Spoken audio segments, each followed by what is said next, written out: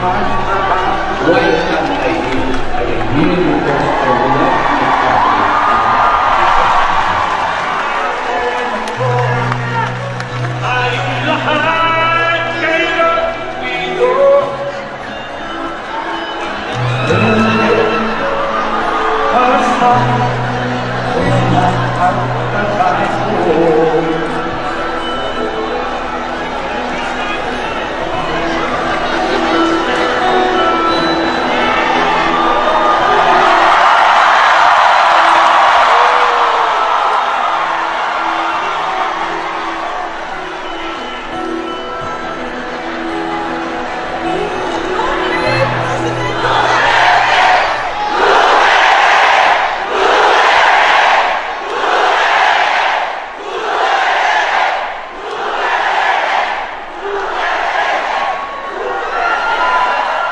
Very happy, ang saya-saya.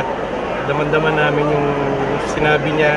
At saka parang talaga nakikinig kami sa ama ng bansa. And talagang we are so proud that he is here. We are so happy after the delays, yung reset ng schedule.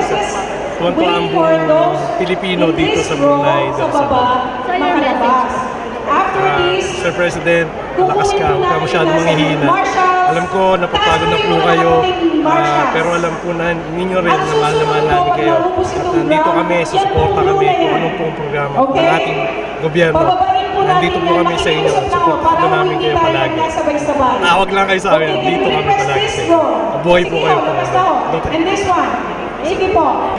Konti na lang po. Matagumpay ang kanyang pagbisita dito sa Brunei at nagagala kami mga Pilipino at siya'y nakarating sa Brunei. Ano po message kay Presidente? Sana po ay humaba ang kanyang buhay at matapos niya ang termino niya. Grabe, nakakaiyak po ang message niya. Sulit po talaga yung pagkantay namin ng 4 hours.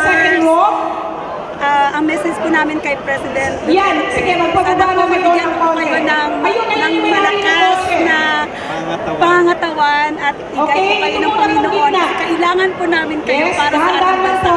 God bless Philippines, God bless Brunei. God bless Duterte. Yes. Thank you. Ano pong reaction niya sa pagbisita ni Presidente ngayon? Siyempre pa, maligaya. Kanina po, nung pag-ating pangahos, mangiyak-iyak na ako. Ano, hanggang ngayon, kami nakasama po. Ano pong message kay Presidente? Ang message namin ay sana long life. Yun lang, long life, saka more pa. Labanan pa ng strong droga. Kasi pag uwi namin, talagang naranasan namin yung pagbabago. Wi-Fi, lahat na lang, walang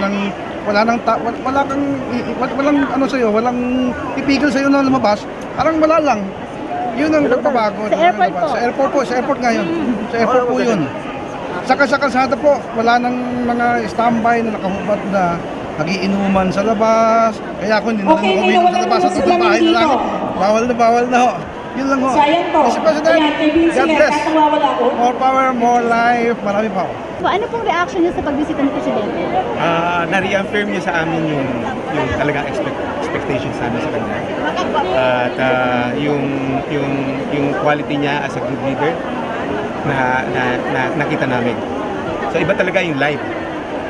Ano po naman ang message niya para sa Presidente? Long life sa kanya at saka yung continuous good governance. More power, Mr. President. And I really hope that the whole Filipino people will work things out at sana wala nang dilema. Maayos, tsaka happy kami lahat.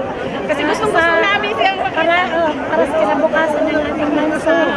At saka sa pag-ulan, at saka sa lahat na yun, na maging maayos tayong lahat. At saka yung mga kalagayan natin, mag-iisip tayo ang mga Pilipino na kami para sa namin siya lang isang Pangulo na ang nakamit namin sa buong buhay namin. Siya ang mahal namin. Siya lang ang bigay ng nasa itaas. Mula noon, hindi tayo nagkaroon ng presidente na maging maayos. Siya lang talaga ang nakipagbago sa ating bansa. Sa lahat. Ano pong message niya kay Presidente? Ang mahal namin president, salamat din na ikaw naging presidente namin at binisita Binisita mo kami dito sa Brunei, binigyan mo kami ng pagkakataon at maging masaya kaming lahat sa pagbibisita mo dito na naging naibagi mo sa amin ang kasayahan mo rin. Okay, salamat talaga. Mr. President, we love you, Mr. President. Sabay-sabay yun. We love you, Mr. President. Isa pa po, pag dilaw ka, 1, 2, 3. We love you, Tatay Digong. Masaya po kasi he was able to come here na maraming Filipinos dito na na-expect siya yung una pa niyang visit, tapos finally natuloy po. So, we're happy. I'm sure hindi lang ako, lahat po ng Filipinos here. Meron ka bang message kay President? Thank you for coming and please do take care of the Filipino people like you promised. It's really a great honor to once again MC the President of the Philippines and we are overjoyed by his presence here.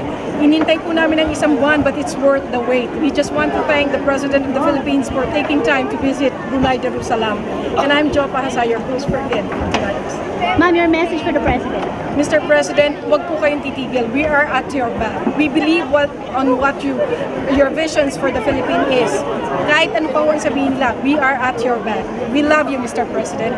I'm very happy and honored and to be one of the usherettes dito sa gathering ng mga Filipinos in Brunei. Yun po. Ano pong message nyo kay Presidente? Keep on fighting. We salute you and we really are very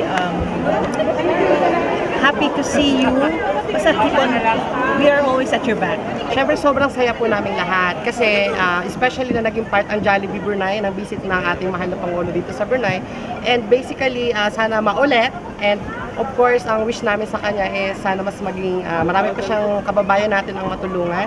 Maraming salamat po Tatay Digong at napuntahan niyo kami dito sa Brunei Darussalam. We all love you. Thank you so much. Siyempre, very happy po kasi nakaka-overwhelm yung mga tao, yung mga kapwa Filipino natin is talagang supportive kay President Duterte. And of course, we're very happy kasi naging part yung Jollibee sa pag-visit niya dito sa Brunei. And of course, wish namin sa kanya is sana po pagpatuloy niya kung ano man yung mga hadikain niya for the Philippines and 100% we're here for him. Thank you so much. You're welcome. Una sa ating mga balita, matapos ang 3 araw na state visit sa Brunei, biyaheng China naman ngayong hapon si Pangulong Rodrigo Duterte para sa 4 na araw na state visit. Ang ulat mula kay Rocky Ignacio.